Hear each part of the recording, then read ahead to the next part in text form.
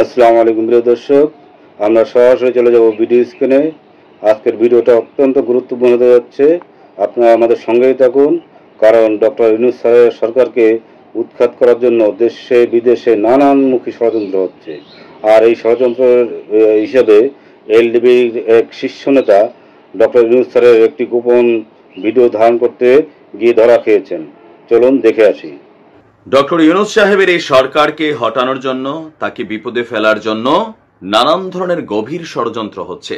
আর আজকে যে ঘটনা ঘটেছে, এলডিপির এই ব্যক্তি তিনি যে অন্যায় করেছেন এটা কোনোভাবেই ক্ষমার যোগ্য না। আমার মনে হয় তার বিরুদ্ধে তাৎক্ষণিকভাবে তাকে গ্রেপ্তার করে তাকে নিয়ে প্রয়োজনে ডিবি হারুনকে খবর দেওয়া হোক যে তুমি এখন থেকে ডিম থেরাপি দিবা কিছু নেতাদের। কারণ এখন যারা রিমান্ড করাচ্ছেন তাদের রিমান্ডের নমুনা, ডিবি হারুনের রিমান্ডের নমুনা দুইটা আলাদা জিনিস ছিল। কাজে লাগে, মানে যেহেতু আছে আইনা ডিবি দিতে আইনা অন্তত রিমান্ডের ইস্যুতে ডিবি হারুনের কাজে লাগান। দেখেন ডক্টর ইউনূসের সাথে গোপনে বৈশা ডক্টর ইউনূস কথা বলতেছে, এরকম মোবাইল ধরে রেকর্ড করতেছে। কি হচ্ছে ভাবা যায়? ভাবা যায় এগুলা? এবার আসেন এখানে ঘটনা কি ভিডিওটা শেয়ার করবেন। আমরা আইন শৃঙ্খলা বাহিনীর দৃষ্টি আকর্ষণ করছি, এই সকল কথিত নেতা এরা কার এজেন্ট? ভারতের নাকি মার্কিন যুক্তরাষ্ট্রের নাকি পাকিস্তানের চর? কোন দলের? বিএনপির নাকি আওয়ামী লীগের? কার পক্ষ হইয়া এই নেতা এরকম গোপনে ডক্টর ইউনূসের ভিডিও ধারণ করছিল?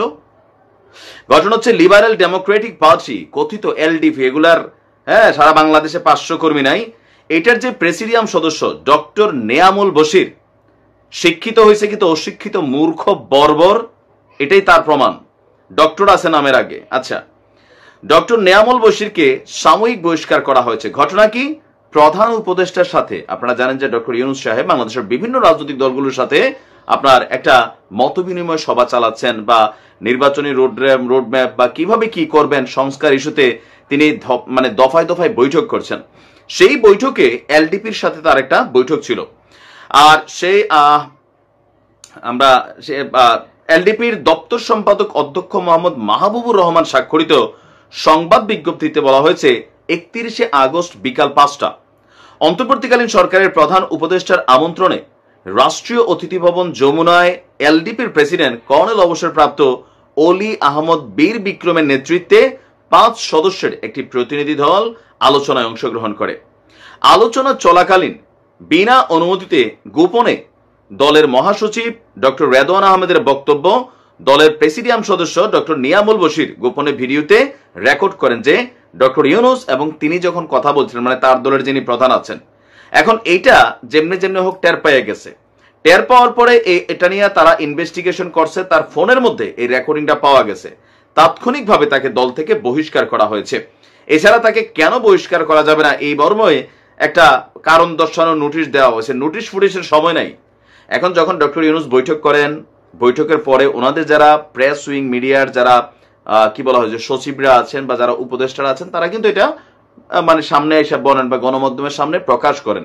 কারণ এখানে নানান আলোচনা হয়, মিক্সিং আলোচনা থাকে, অনেক আলোচনা থাকে ইন্টারনাল, অনেকগুলা থাকে যেটা বাহিরে প্রকাশ করার মতন।